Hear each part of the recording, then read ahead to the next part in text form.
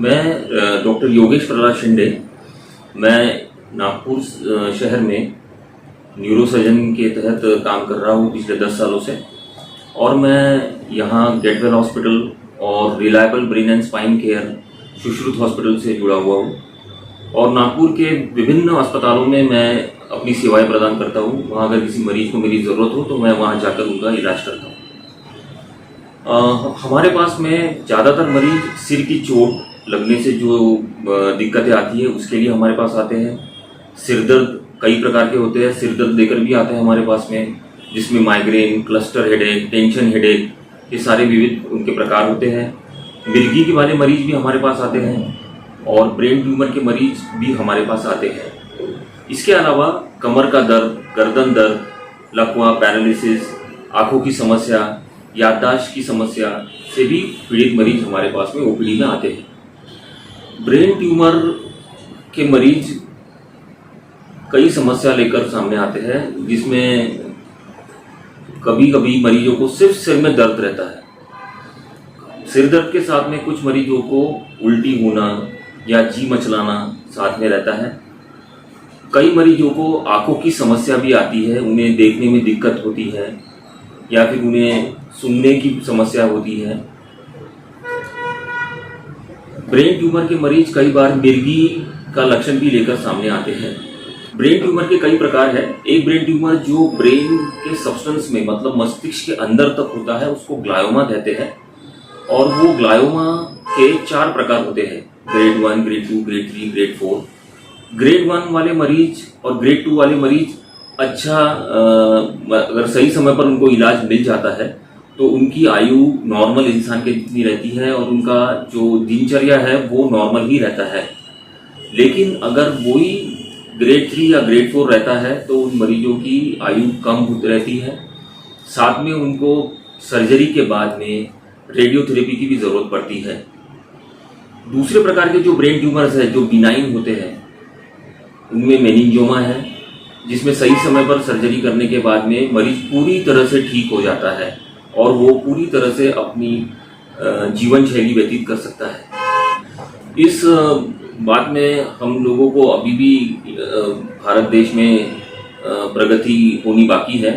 अगर आपने कई वीडियोस देखे होंगे बाहर के देशों के, तो उनका जो पैरामेडिकल स्टाफ है जो पेशेंट को पहले अटेंड करता है at the spot of injury, at the spot of accident, तो वो कई बातों से लैस होते हैं। उनके पास में कई सुविधाएं होती है।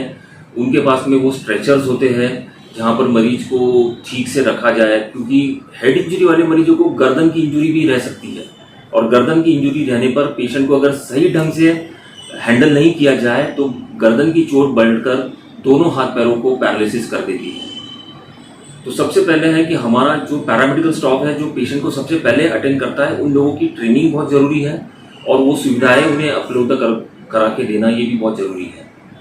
कई बार मरीजों को एक्सीडेंट के वजह से जो ब्लीडिंग हो जाती है और वो ब्लीडिंग उनके फेफड़ों में जाने की वजह से उनकी जान को जो इमीडिएट खतरा हो जाता है, तो मैं यही कहूँगा कि लोगों को कि अगर वो कोई पेशेंट अगर देखते हैं, कोई व्यक्ति को एक्सीडेंट स्पॉट पर देखते हैं तो घबराइए नहीं।